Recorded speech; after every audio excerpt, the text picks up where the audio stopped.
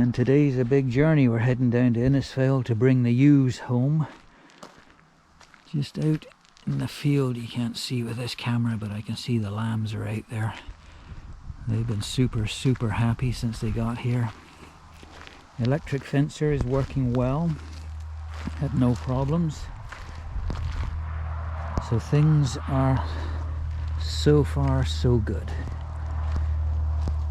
This is going to be a big move today. The 20 ewes, so the trailer will be pretty much filled right up. We've opened all the windows up in the side, got the roof vent open so that they will be as comfortable as possible in there. And of course they're carrying quite a bit of fleece on them, so let's get in the old girl. Turn the key and go.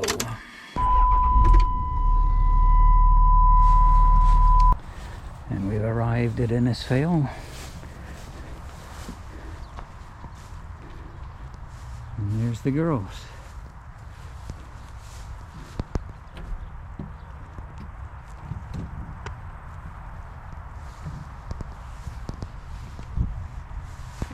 So we have to barricade everything and make a loading chute, and we'll be in business. And just like that, we got them loaded.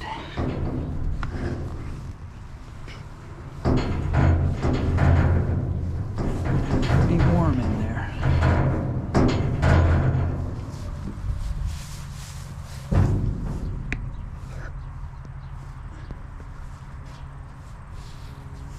But everything is opened up. The tires look good, so there's not that much weight on there. It's about time we made a mile. And there's the ewes arriving.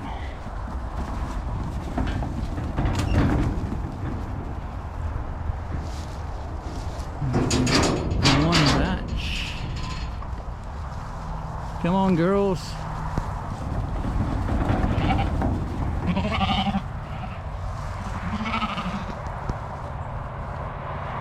Three hours cooped up in there.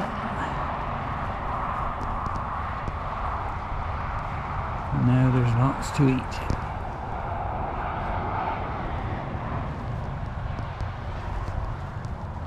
Well, it didn't go so bad, did it?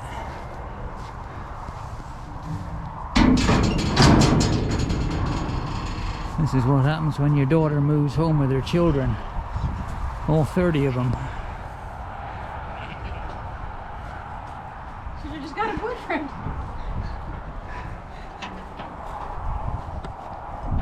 Okay, well, let's get the fencer back on. They're away over the hills already. I'll do some work on that. The rolls. But this morning we're traveling in style. I bought this old tricycle years ago. I just thought it was a cool thing to have because it's like a little pickup truck. So I use this bike kind of rarely, but when I do, it's useful. So I've got a battery on the back of this. No, it's not an electric bike. So we're gonna go for a ride. Here we go.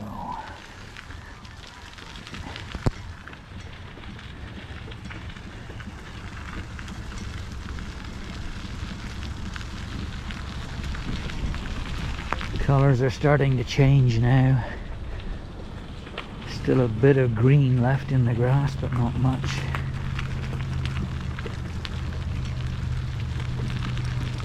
So we're taking this battery down the drive to the electric fencer. You can see we've got the electric fence running down the side here, just as a safety fence actually, because the water levels are so low. The sheepses might be able to get across if they felt so inclined. So this is where we're going, right here.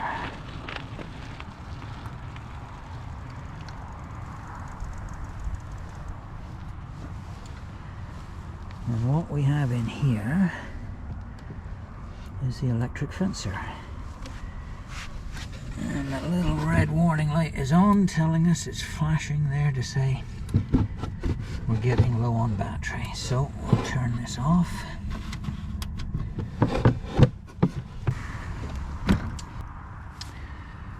So once a week or so I'll change it out. Well, that wasn't very clever then, was it?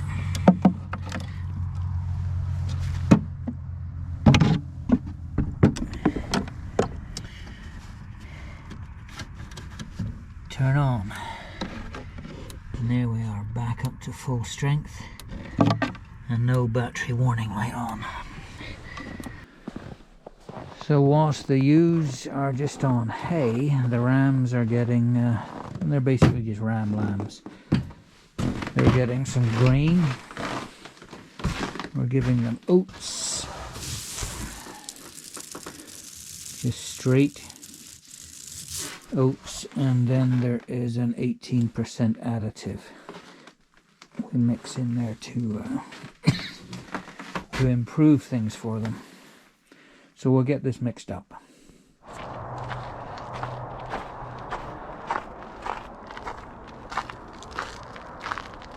Just checking the sheep's water trough here.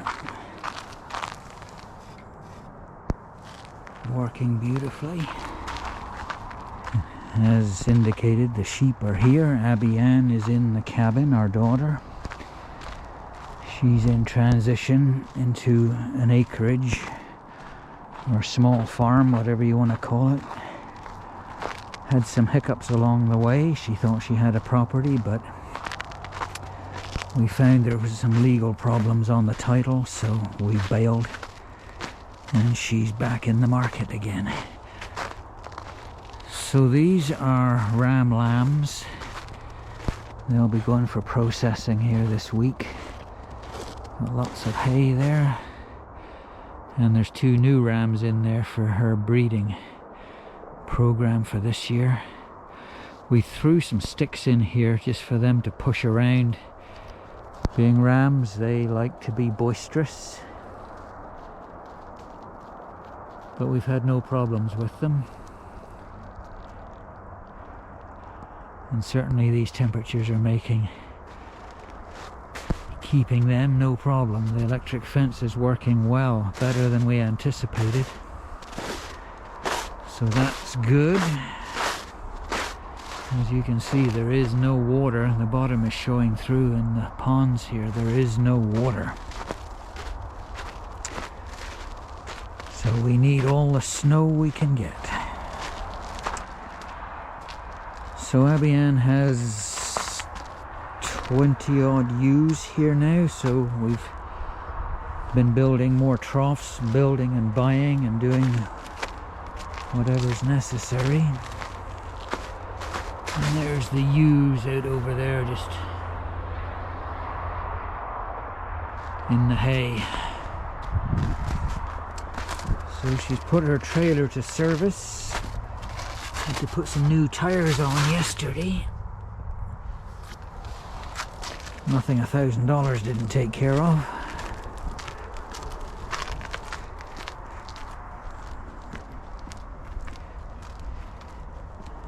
Abby Ann is away on the road. She travels the length and breadth of the province.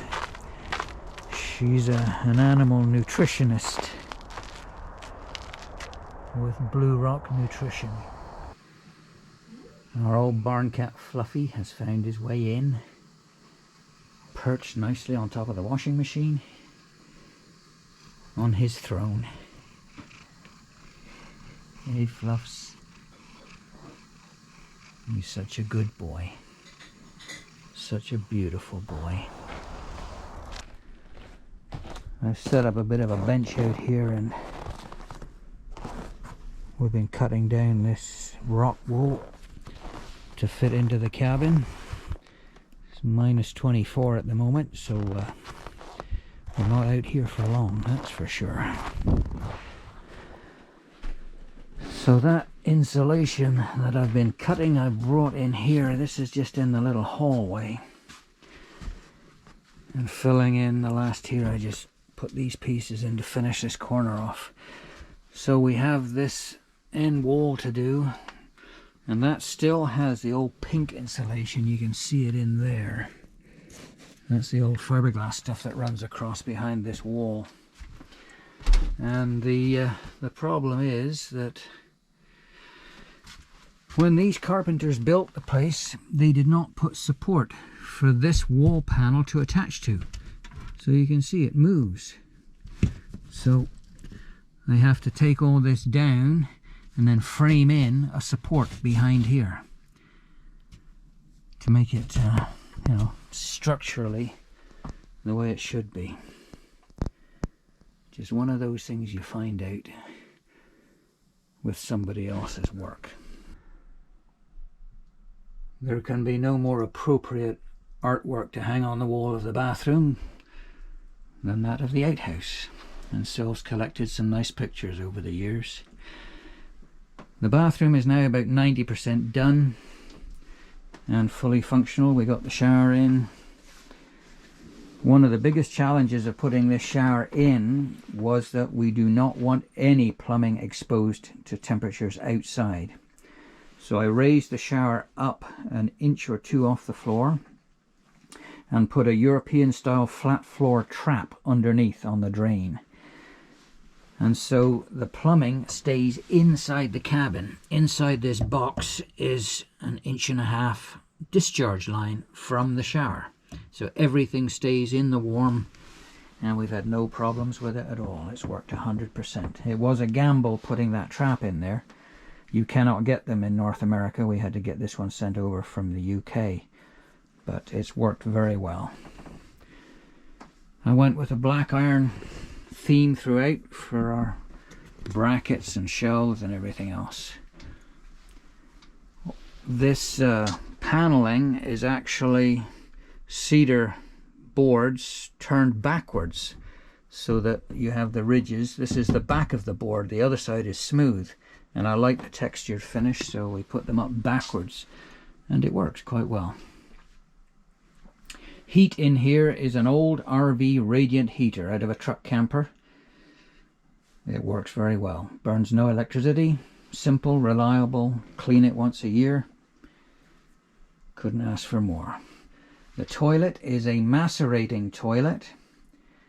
$1,200 worth, but it's been very good. We have had one problem with the motor in the pump, but that was covered under warranty, so it's been very good.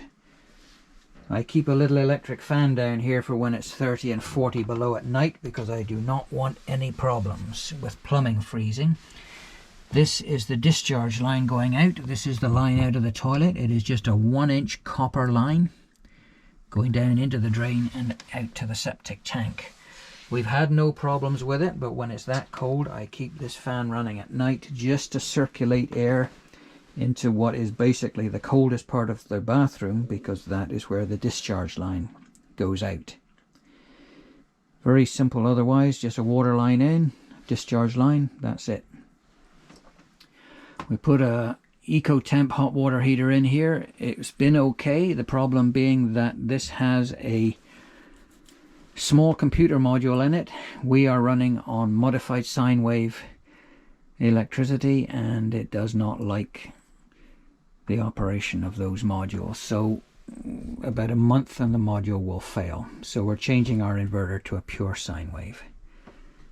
Tucked in the corner there, I got an old thermometer out of a oil field facility, but it still tells the temperature. I decided to go with the retro exposed plumbing steampunk style stuff. I like the old antique look, and the copper's getting a little tarnished now, but just rub it with some steel wool and it shines like a new penny. I put in a couple of old oil filled lamps, Aladdin lamps, and converted them over to electricity, and those for the vanity. Great big mirror and some shelves in the corner. The bathroom's working very well for us. Just a bit of laminate down on the floor. I put in a switch up in the roof there with some copper pipe running down, and then this chain, and that is what turns your lights on and off. Pull the chain, you're done. This is a project I've been up to of late, even though Abby Ann is living upstairs and this is more or less storage. She has her sewing machine for her leather work in here, and we certainly didn't want to leave that anywhere that moisture could get to it. But we took out the old cook stove that we've had in here for a couple of years to keep the place warm, and we've put in the first stove we ever had, the Star stove. And this one we put in when we first started working in here, before we had any insulation done or anything else, and it just could not keep up. It was futile, the heat loss. So now that we're fully insulated, put this back in and we are warm as toast in here. We just cook you right out. Now this is what is known as a laundry stove. It's from about 1900. And this is the sole purpose of it was to be able to put your copper boiler, remember those big wash troughs that they had? You would set it up on top here, and that is how you would warm your water to do your laundry. So these were never intended as a decorative piece, just fully functional. And there's all kinds of them available still. The interesting thing about this one is that the belly of the stove is actually a water jacket, and round the back there you can see the plugs, top and bottom. So you can warm water in a circulating system. We've been well pleased with it. We've sealed all the joints up on it to try to reduce the airflow into it, but being a coal stove, it needs air to breathe. It's just simmering away gently in there now. The key is this damper. Without that damper, it would take off like a blast furnace. Unstoppable. It's working very well. I built this platform for it, just out of 2x4s, framed it in, and underneath here, these panels are held on with magnets. We keep the pails with coal and wood and ash pail underneath there to keep things tidy. Even though it does get very hot, I decided, yes, the distance from the wall is not a problem, but the wall was getting fairly warm. So just as a precaution, I decided to put this backer board up against their stove boards. And this was a 4-foot by 3-foot stove board that I cut in half. You can see the top corners are rounded and the bottom is a flat cut. And then scrubbed them down, painted them in black hammerite again, and mounted them to the wall with an inch gap behind to let the heat come out. The tiles came out of a recycle yard, and it's worked out well. It's easy to work on, easy to clean out the ashes. We're very pleased with it. And these I run for about an hour in the morning, an hour in the evening on the generator, and they're so well insulated all around them and underneath and on top. You can see there's styrofoam lid on there, and they'll stay open for the rest of the day. In the night, like we're getting minus 30, 35 at night, then there'll be ice on them in the morning, at least on this end of it. Back underneath is still open, so we just come out and break the ice. And the generator is running first thing in the morning anyway for block heaters and things like that, so we just warm everything up again and we're good to go. It's a pretty cold day. I think it's minus 27 at the moment, so with the wind chill it's certainly beyond minus 30. You can see how the snow has drifted in here into the supposed boathouse. And here's the girls. Abby Ann has them split into 2 separate flocks.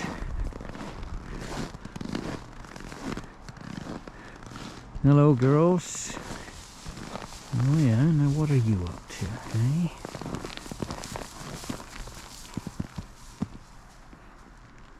So these are the older ewes. There's the ram over there with the big set of antlers.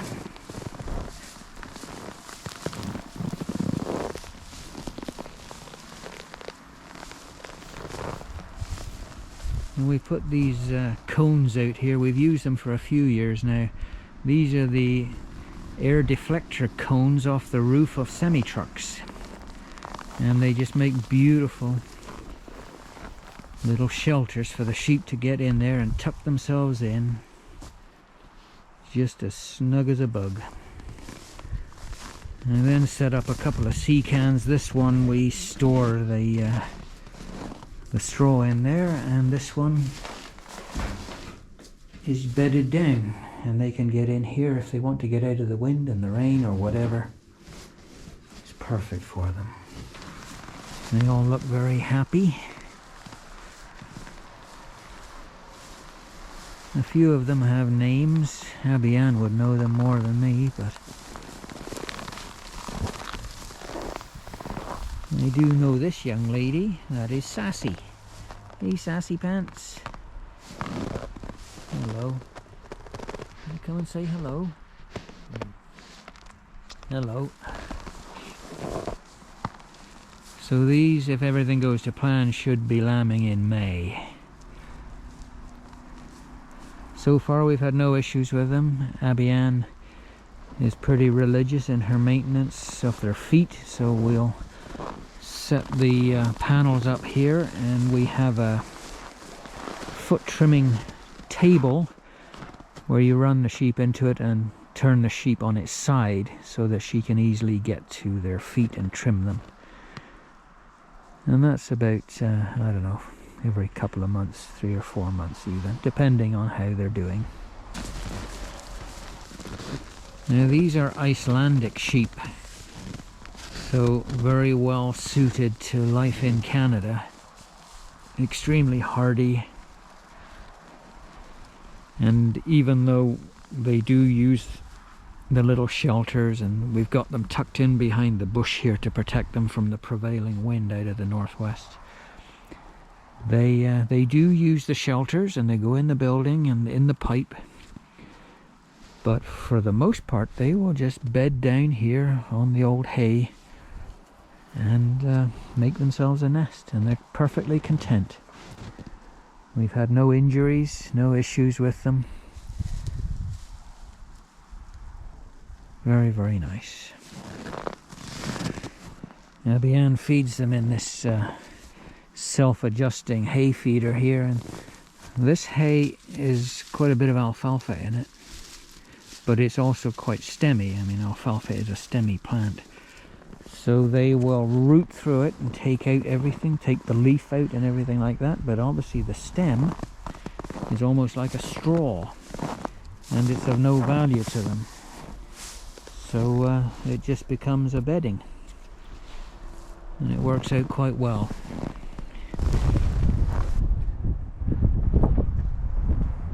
So there we are.